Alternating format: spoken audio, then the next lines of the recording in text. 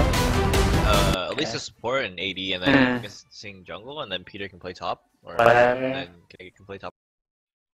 It's not really first pick. We could second pick it first rotate. Holy fuck. God. Vagar. I think it's time for some Echo mid. That's what I hear. Should I pick Echo for you? No, I don't know who the hell's picking it. Dude, I'll play... What do I want to play against Vagar? Hi, who do you want to play? He wants Cho'Gath mid, that's what I want to play. Cho'Gath mid? Yeah, I love Cho'Gath mid. That's his fave. I suspect I'm going to end up playing for him. I'll play Cho'Gath mid. Cho'Gath? What's chat say?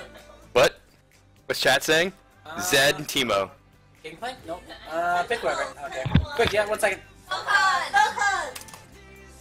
Oh, if he dodged. Whoa, we have 2 minutes to go. I'm fast. Is that Cho mid or Cho jungle? Mid. That's Cho mid. Where's Kindred going? Where's Kindred? I'm down with the Fiora then. Let's go. I already had it pulled up, so it was a save. I can't hear. Wait, Alex, are you taking the jungle? Okay. Jungle. No, I was It's my second time though. Might be kind of bad. Hey, Double, do you want to do Brand any bot lane? Holy shit. For what it's worth, I'm actually better at Cho than High is, so. I need to learn how to play a role that isn't base or was. Wait, if you guys play Brand, we're gonna get fucked by the game by the way. Wait, Fiora is still up. Fiora's still up. Yeah, I'm up with the Fiora. 500 euros, there you go. Hold up. I gotta figure out what's good here. They got Revelia. What are you doing? Hey, Darshan! What's a good counter to Aurelia? I don't know what your settings are. What's good for Cho? Read it. What do you want? What about Fiora? They all say certain Is things. jungle special? Jungle? Yeah. High is mid. What should I play? You're playing AD. Oh. Alright, that sounds like fucking garbage. Okay, you know what? I don't even care. Let's go Fiora, boys. The Lucian Soraka lane. Yeah, I got the skill. I'm counter picking this motherfucker. Dude, you don't have a Darshan, Riot Ward skin? agrees. Lame. I need to get you one. They don't give us ward skins. Yeah, I know. I'm just gonna predict it. Alright, for suffering with me filling in for High, I'll give you all What the about Riot Ward skin. Riven? What about Riven? How good is Riven? Black Cleaver first. So what's your build path? And what's your rinse?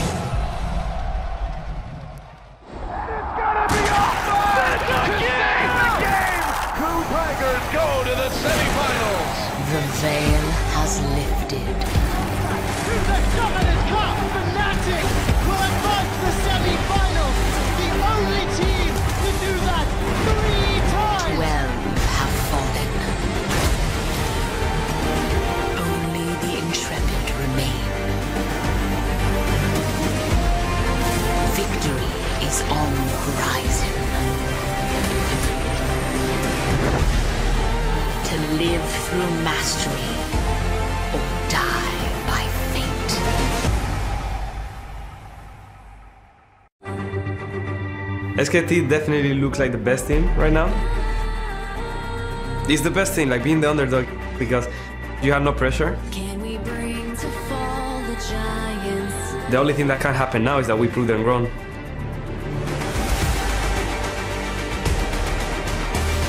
피케 선수가 워낙 옛날부터 오래 온 게이머고 굉장히 지금까지 하는 것만 봐도 성실히 오래 했다는 거에 반증이라고 생각하니까 많이 경계를 하고 있어요. It is weird to prepare for two different guys. Especially at first I was thinking it would be Faker. 물론 제가 뛰고 싶은 건 맞지만 사실 지훈이 형이 나가도 크게 상관은 없어요. 지지만 않으면.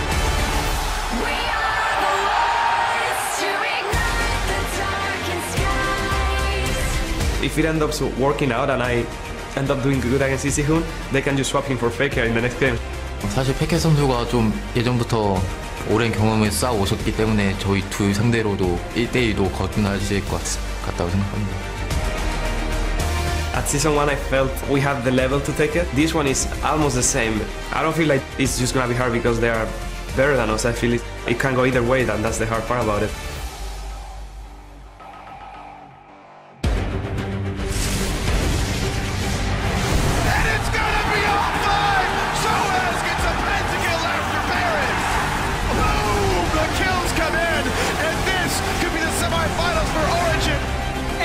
Telecom destroy AHQ's Nexus and are one step closer to the Summoners Cup!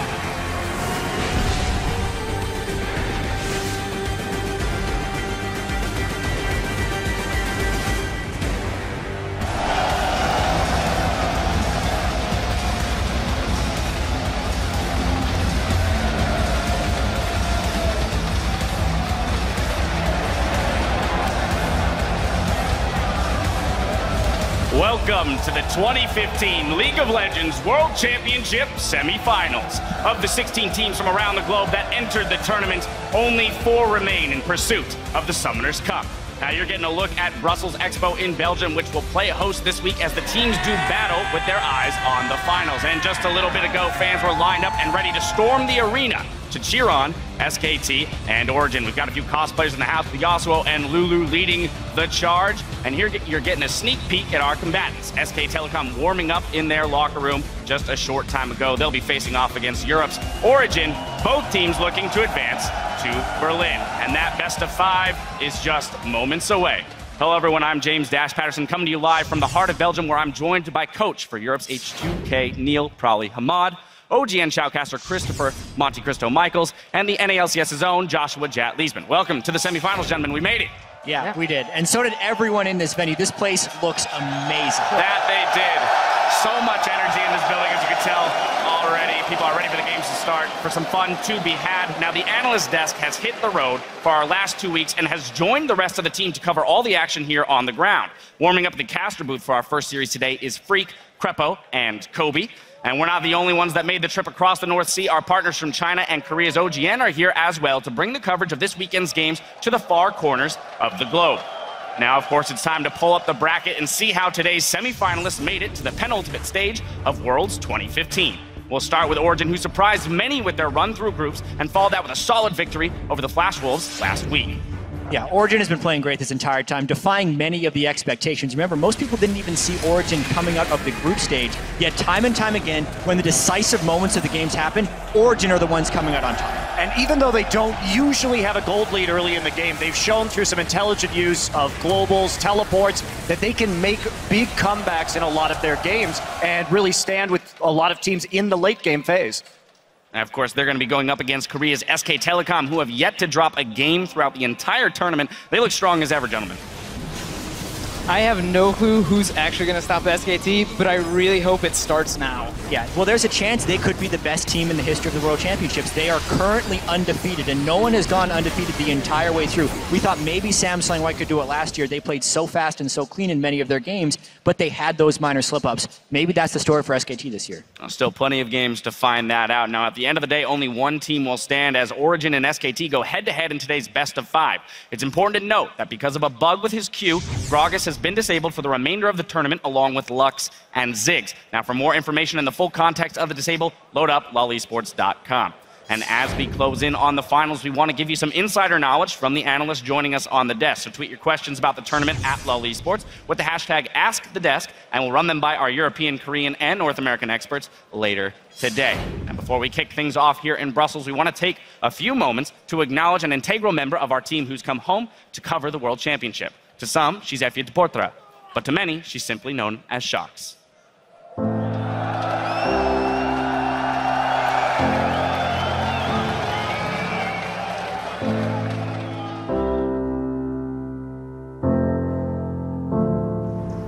After 4 years, I still like watching League of Legends the most out of everything. You just sit there and you have all the fans there, and I'm just the same. I'm like shouting when a pentacle happens. I'm excited when a backdoor happens. And every time that happens, I also still realize, whoa, this is so what I want to do. I can't imagine doing anything else. It's fantastic to be in Belgium. We are in the Abdijtuin, or the Abbey Garden. It's actually one of my favorite places here in Ghent, where I went to university. I was very much attracted to the history side of everything, so I decided to do history for 4 years. Over the course of those 4 years, I actually discovered that I liked to be a sports reporter a lot more. There was the World Cup, football was on the first year at university. I watched every single game of the Football World Cup, and that made me really realize, whoa, I love this more than I love anything else. So I also got a degree in journalism. Somehow I fell into watching League of Legends, and I stumbled upon a broadcast of IEM. It was kind of like it was an epitome that I was like watching, and I was like, whoa, this is so competitive and cool, and this is this game that I've been playing for months and months. I'm gonna try and use what I learned and write about League of Legends. At that point, I had no idea what was about to come.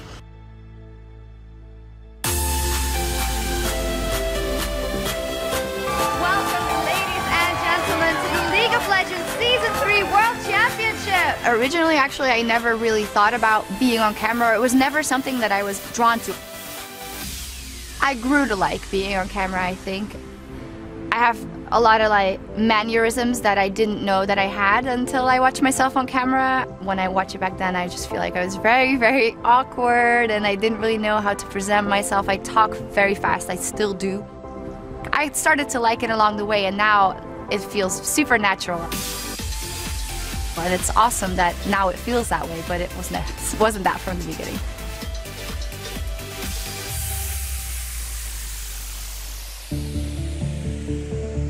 Sometimes takes a turn for the worse when people judge you on a lot of things that have nothing to do with the actual job description. And the one that hurts the most always is people that are like, the only reason why you're here is because you're a girl and you happen to look half decent. I want to pull that person to the screen and say, have you any idea how hard we all work? And I don't work less hard. Like, I do just as much. And you just diminish me to just being a lady, a woman, a girl, whatever you want to call it. That is just, ugh.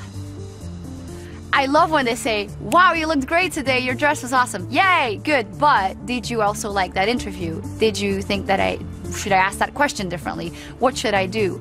I want someone to watch me and, okay, they might think, hey, there's a girl doing interviews, but then I want them to listen and think, wow, okay, she's doing a good job. This is what I wanted to hear from this player. And it's such a process because there's so much more factors that go into it. And the first thing that's important is making the player feel good and feel safe and feel confident to say what he wants to say. A lot of times people always think that, oh, you just burned this player or whatever, but most of the time that's because I've built a connection up with them over the years, or I've talked to them behind the scenes and I know how far I can go and I can't go and what would work. And sometimes it falls flat, but I'd like to think that they respect me now for what I do. I think the most favorite interview that I've done has most recently been the Dyrus interview, because it was one of a kind. And I was quite nervous because I had thought about what to ask him, and I had different things. Okay, you know, what do you think is going to happen at TSM after? What's all of this? And then when it just happened, I just realized, no, just let him. He obviously wants to say something and he'll be great at it. So why don't I just give him the openest question possible, show him that he can be calm and be himself. And then I got caught completely off guard.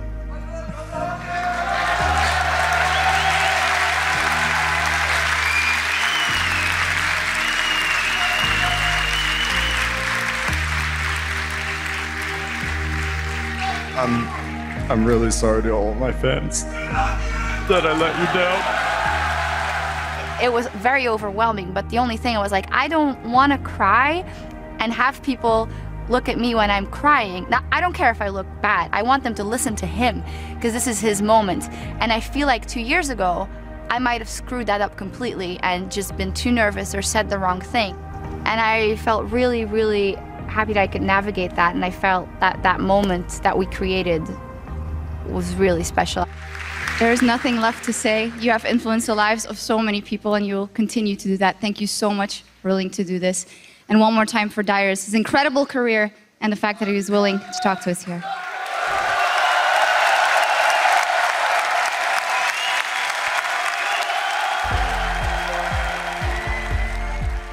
I definitely feel, I know that I'm something that some girls have actually written to me, and men as well, said, wow, I look up to the fact that you're a woman in this business.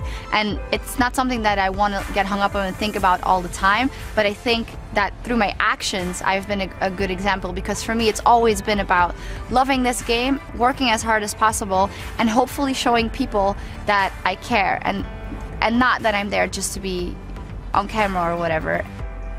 As I said, it's great that people say you looked great, you were wearing a great dress, and of course it makes me feel good, but it makes me feel 100 times better if a girl comes up to me at a live event and says, you are an inspiration to me, I love what you do, I think you're a great example, I want to do what you do. That means so much.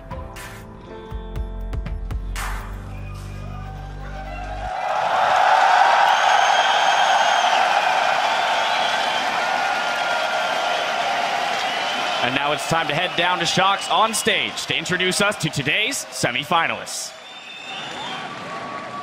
Welcome everybody to Brussels Expo!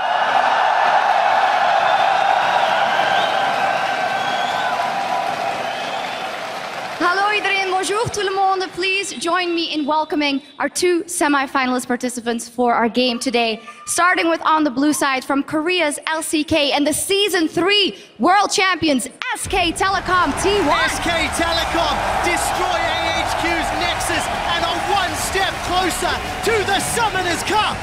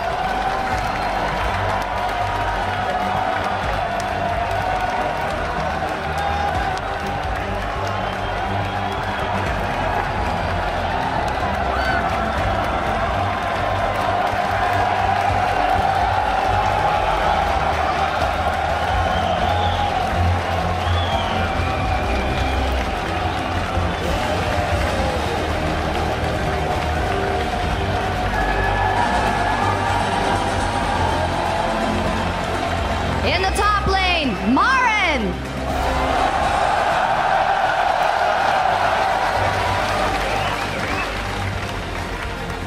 In the jungle, Bengi.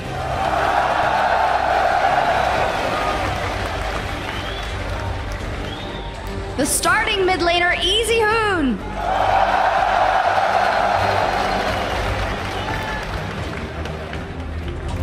At AD carry, Bang.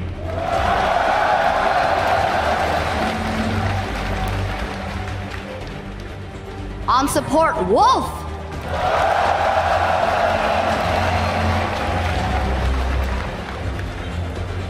The substitute, Faker.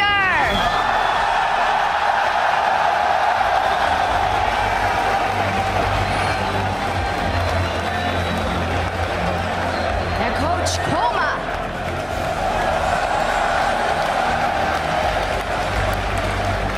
Once again for SK Telecom T1.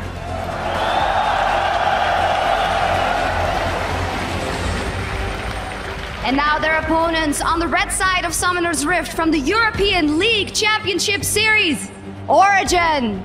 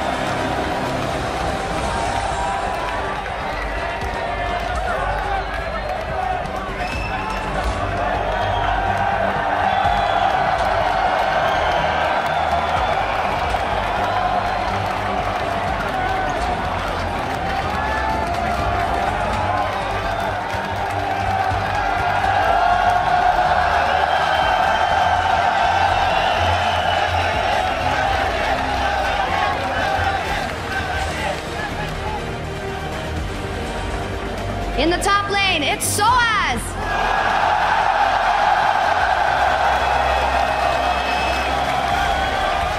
In the jungle, Amazing.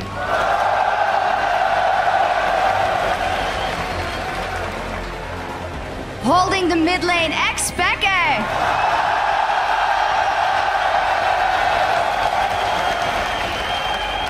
At AD carry, Niels.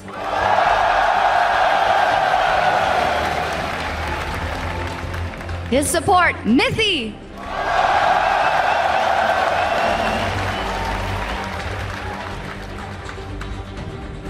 Their sub, Aranea.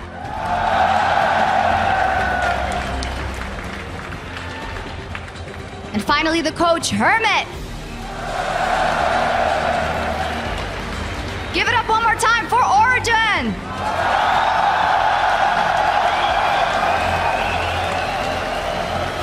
Ladies and gentlemen, one last time, our semi-finalist, SKT and OG.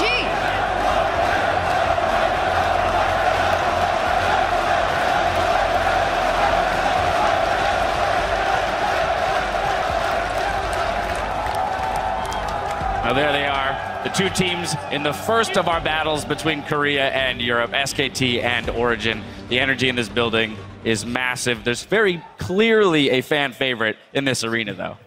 You could say that. It's Europe versus Korea round one. I think it's safe to say. It is round one. We'll have round two tomorrow. Now, as the teams take their places on stage, let's look at how these two stack up. Comparing their average gold difference from all of their games at Worlds, it really is a tale of two different teams. Yeah, and a lot of this comes from SKT being undefeated, but it does go to show how badly they have been beating their opponents and how Origin has been grinding out wins in a lot of close or deficit-filled games. Even at the 25-minute mark, Origin still doesn't average a gold lead. And that also is deceptive because we look at their average game time of 42 minutes. Their wins are even longer than their average game time. So this is a team that's been taking a long time to actually grind out those victories and staying kind of a little bit below their opponents for most of the game when it comes to the gold score. Two play styles that are sure to clash here today. Now, it's important also to note that Easy Hoon is subbing in for Faker in the mid lane. So, my question to you guys is, how does this affect the dynamic of that mid lane matchup against Xpeke? Well, I think from what we've seen so far, I'm not going to sit here and justify starting Easy Hoon. He's a wonderful player, but then there's also Faker. I think maybe the logic here is that Easy Hoon likes to play control mages, which we've seen a lot from Xpeke so far, teleporting back into the mid lane consistently, just playing a more passive style in the laning phase. So SKT may be just trying to beat Origin at their own game. They say, all right, if you're going to play teleport, we can't kill you with Faker in the laning phase. Well, maybe we'll play a control mage and just scale with you and then win in late game team fights. Yeah, I think the school of thought really has to be we just want to play the way Origin does. We don't really want to snowball the early game. We don't want to snowball the mid lane. We just want to focus on side lanes, let mid lane go even. But I do think Faker would be the better choice here. Yes, you can play their style and probably beat them at it, but putting in Faker, you can still play that style that SKT has been. It doesn't really force you to play differently. The one gambit you get from playing Faker is now you have every single counter pick in the game. He's going to play everything mid against Anivia. Are you kidding me? He's going to play like ridiculous things. And I think that's what Faker would be giving to the team. And if we're trying to justify this move from SKT's standpoint, I think a lot of it comes back to what they were doing at the spring split and at MSI. They have said the team has slightly better cohesion with Easy Hoon at times. He demands less pressure from the rest of the team. And in games where Easy Hoon plays, often you see more attention spent on Bang and on Marn. And with the way Marn has been performing so far, there's a chance they're just going for that play. And of course, there's always the possibility of a swap back sometime during the series. But we speak about pressure and how Easy Hoon in the mid lane might allow for more pressure elsewhere on the map. I feel like we then have to turn to the junglers and look at these two, particularly given the fact that Gragas is off the table today. What are we looking at? This is really interesting, because if we look at total jungle picks so far at Worlds, Elise has been played 38 times, Grogs and Rek'Sai 29 each, Lee Sin below them at 14, and then Evelyn's been played 3 times. And it's actually quite easy to pinch you down to that list of junglers only being paid 3 times. So we could see some weird junglers today. And interestingly enough, 2 of those 3 games were played by one from Bengi and one from Amazing coming into this match. So I think that this is actually very favorable for SK Telecom. And the reason why is that you have Bengi, who's a player who, when we know him as a very strong pathing jungler. It's about his intelligence on where to be at the exact right time and getting that vision down so his lanes can really play aggressively, especially up and top, and not so much with Easy Hoon, but usually in mid. So when we're switching back to a more passive style of jungling, I think this really just falls right into Bengi's wheelhouse, and on champions like Evelynn and like Nunu, he can be successful. Well, I think the biggest advantage that this kind of gives to you is not just SKT, but any blue side team right now. Because at the moment, you get to choose what purple side bans. They have to ban Mordekaiser Gangplank. That's going to happen. But now, if you third ban Rek'Sai, there's no longer a chance for you to just leave up Elise and Gragas and play those two. You have to follow that up with an Elise ban. So you no longer can ban out Azir. You can no longer ban out this like Tom Kench annoying kind of bot lane stuff.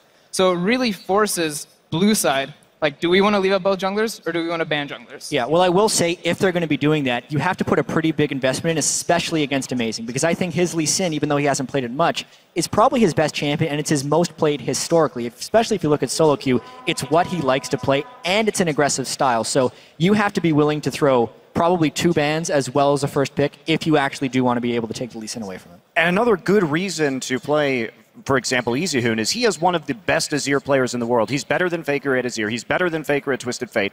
And if usually how teams deal with Easyhoon in the lineup is with bans, they have 3 red side games. I don't know if they're going to be able to deal with Easyhoon's champion pool very easily.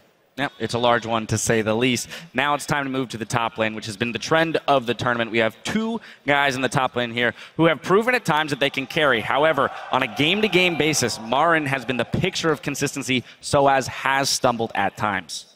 And I think a lot of it just comes down to the safety in which you play aggressive. SKT has been able to cover the map better with wards than Origin, but Soaz is playing just as greedy as Marin is. He just doesn't have knowledge of when he's going to get counterganked. Origin had the lowest number of green wards in the first 15 minutes, and Soaz would end up dying because he's playing like he has the vision control, whereas Marin's been able to get the backup from the rest of his team. I think that leads to the consistency. Yeah, the one weakness Marin has always had, though, is sometimes he's very vulnerable to level 3 ganks. He has been known to not drop his trinket ward at the right time and fall prey to some very predictable ganks in the early game, so that may be a strategy that we see Origin try to use here. Because if you get Marin to the late game, like Jat's saying, totally agree, he'll get the wards down. Whereas Soaz, he tends to overextend, get greedy for farm, and die. So attack Marin early has usually been a successful strategy. Yeah, that's the only thing that's going to be weird for Origin, because a lot of the time you think Soaz is greedy because he doesn't have the jungler to back him up during that. He's not farming like without any reason. It's like, well, I need to farm this or I'm going to be really out of the game.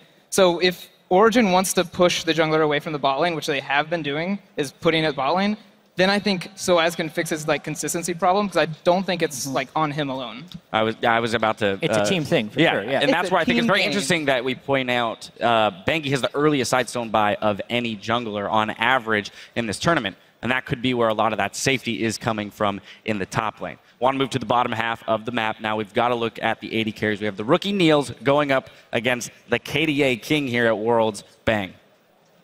This is a great matchup. I mean, I think part of the reason Niels has had so much success is because of the pressure Amazing has been giving Mithy and the rest of that bottom lane down there. Niels has the highest CS differential at 10 minutes of any AD carry still in this tournament, and he also has the highest kill participation, meaning they're pretty much waiting for Niels to do work before the team does anything, and the solo laners are either farming on their own, trying to stay alive, or just teleporting down to help Niels. It's will be very fun to see whether or not Bang neutralizes that. And we saw, I mean, too, the question is, will that KDA stick around? But in order to determine that, I want to look at their better halves in the bot lane, the supports, Mithy, and Wolf. I think this is honestly an advantage towards Mithy this game, although the support pool is kind of shrinking, in my opinion. I think top-tier supports are becoming really, really obvious, so I don't think the skill differential will matter that much. I think this is kind of like, as well as Mithy and Wolf can work with their jungler, that's going to be the most important thing, and not necessarily how they play in laning phase. Well, we also saw at least the Tom Kench come out for SK Telecom in the quarterfinals. That was really the one sort of new pick we saw from the team. They ended up playing it very well, and it worked out. So now we know that Wolf has that in his arsenal of support champions, and he can continue to be a threat on that particular pick, where we didn't really know that particular thing before. Yeah, and even if we look at the champion pools, like Mithy, if the support pool is shrunk or if he's going for some wider picks, because he has the most unique champions played. He's tied with a lot of different players at Worlds at 7 here, and only one other support, Gorilla, has played 7 different supports. These two supports actually share 5 of the same picks. And I actually think Wolf doesn't have as much champion versatility. If it's probably unlikely, because the way the jungle picks are going to be probably targeted with bans and the width of the champion pools in mid lane. But if the support pool does get targeted a little bit, I think it gives Mithy an edge because he seems to be able to play a lot more than Wolf. All right, we've covered the map, top, jungle, mid, AD carry, and support. With all of this in mind, it's time to move to the predictions, gentlemen. Who is going to be the first team to claim a spot in the 2015 World Championship Finals? Probably we're starting with you. I don't want to betray my European brethren right now, but I will have to say SKT. And sorry, you asked for my prediction. You can't boo him. He admitted that he was going to betray you before he did it. Yeah, I prepped the bandage before I tore it off. But if we look at Origin during Summer Split, they had really aggressive early games, mid games, and certain analysts would judge their late games because they never really play them out very correctly. Now we're looking at Origin and they're completely different. They actually play pretty slow mid game. They don't really snowball hard, and they actually play a really consistent mid-late game where they just drag out the game, which is now SKT's style they're good at. And I think this is what's bad for them right now. Now on to the man with the chainmail SKT tie. I can only assume where we're going here, ladies and gentlemen. Well, it's, I think this prediction is pretty ironclad like my tie, so I'm going to have to go with SK Telecom T1 here. Well, you can boo me as much as you want. It's actually a chainmail tie. It actually is a chainmail tie, ladies and gentlemen. And one thing that I wanted to talk about too is, Spawn's not on the desk today, unfortunately, to give his prediction. So what I have is this €1 coin, which is about the same accuracy as Spawn. So we're going to get his prediction right now, a little coin flip. And he is going to head, so SK Telecom. So given his track record, I guess that means Origin wins. Oh, man. There it is. There should be cheers in the crowd right now. Yeah. Well, you guys go with SKT. The coin goes with SKT.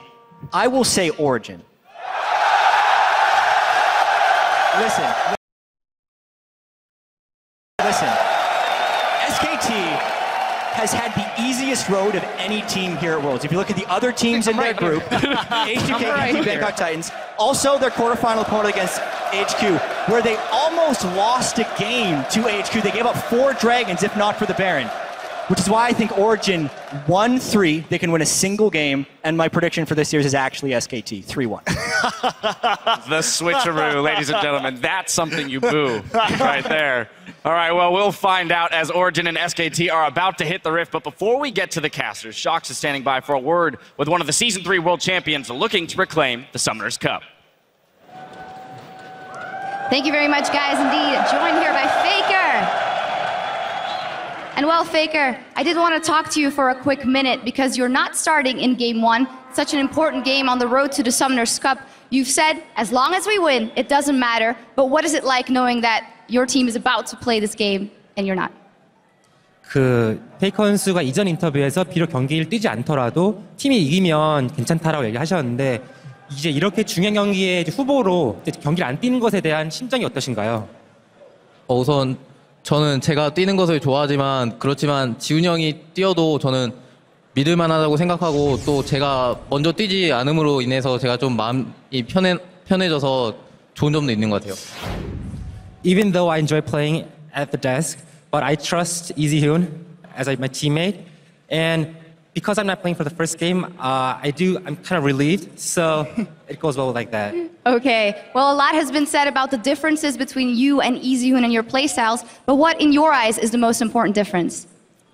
많은 사람들이 페이커 선수랑 이진 선수 간의 차이가 있다고 하는데 페이커 선수 생각하시기엔 어떤 차이점이 가장 큰가요? 우선 지훈 형은 몇 가지 챔피언을 저보다 더 잘 다루고 그렇지만 저는 폭넓게 쓸 수 있는 그런 장점이 있는 것 같고 또한 플레이 스타일도 게임 내에서 지훈 형이 라인전에서 저보다 더 강하게 압박하고 그런 점이 다른 것 같아요. So I think the biggest difference is our champion pool. Easyhoon is really focused on the few champions and he's better than me at those. But I think I have a wider champion range. And at the lane phase also, I think Easyhoon puts more pressure on the opponent than I do. Well, still in this matchup, you guys are huge favorites against Origin, but Origin have the crowd behind them as well. Faker, how is it going to turn out? 지금 많은 팬들이 여기서 오리진 팀을 응원하고 있는데 페이커 선수 생각하시기에 이번 경기 결과가 어떻게 될 거라 예상하시나요? 여기가 유럽이기 때문에 제가 오리진이 이긴다고 하면은 큰 호응을 받을 수 있겠지만 그렇지만 저는 SKT이기 때문에 SKT가 3대0으로 이긴다에 걸겠습니다. Okay, since we're here at Europe, I think the crowd would like me to say Origin, But since I'm an SKT man, I would say SKT would win 3-0. All right.